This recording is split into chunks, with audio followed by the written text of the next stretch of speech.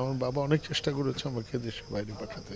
এখানকার যে মায়া, মানুষের ভালোবাসা, মানুষের স্নেহ, মানুষের সালাম, পৃথিবীর কোথায় পাবো এটা? কিন্তু নাটকের মোহে আমি এখানে, আমার ওখানকার সব ভালো লাগে, শুধু নিজে থাকতে ভালো লাগে না। তো আমি মনে মনে ভাবলাম যে আরো অনেক কিছু দেখানো বাকি আছে আব্বা, আমি আপনাকে দেখাবো। নিজে বাবা হয়েছে তো অনেক আগেই, তো আমার ছেলেও বাবা হয়েছে।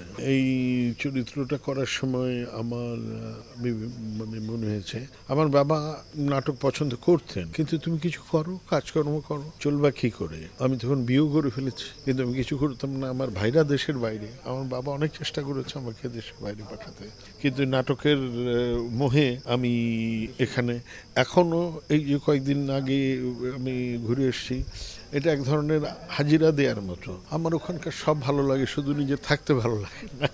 কারণ ওই এখানকার যে মায়া, আমি সবসময় বলি যে আমি যখন প্লেন থেকে নামি, আমার তো মনে হয় আমি কিং, আমি রাজা। মানুষের ভালোবাসা, মানুষের স্নেহ, মানুষের সালাম, পৃথিবীর কোথায় পাবো এটা? যাই হোক, আমার 12 রকম মানুষ যখন আমার হিট হয়ে গেল, আমি খুব পরিচিত হয়ে গেলাম। এর আগে আমার বাবা তো একটু মনক্ষুণ্ণ ছিলই আমার প্রতি, কিন্তু ওই নাটকের একটা বা দুইটা পর্ব যাওয়ার পরে আমার মনে হয় আমার বাবাকে লোকজন বলেছে, ও আপনার ছেলে তো খুব ভালো অভিনয় করে, অনেক নাম করেছে। ঠিক আমার বাবা মারা যাওয়ার এক সপ্তাহ আগে আমি ড্রয়িং রুমে বসে, আমার বাবা আমার পাশে এসে বসেছে, বসে আমার দিকে, উনি তাকানো নেই, সামনের দিকে তাকিয়ে বলছে, অভিনয় করলে কি টাকা পয়সা পাওয়া যায়? তাই আমি বলছি, হ্যাঁ কিছু তো পাওয়া যায়।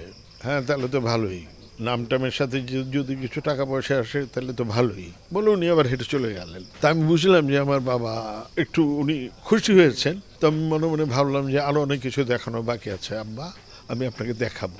কিন্তু আমার দুর্ভাগ্য যে ঠিক তার এই মঙ্গলবারে আমি বাবার সাথে কথা বলেছি, ঠিক তারপরের মঙ্গলবারই আমার বাবা হার্ট অ্যাটাকে মারা যান। তো অনেক কিছু দেখানোর আকাঙ্ক্ষা ছিল, কিন্তু দেখাতে পারিনি। এই অতৃপ্তি তো আমার সারা জীবনের আছে, এখনো আছে।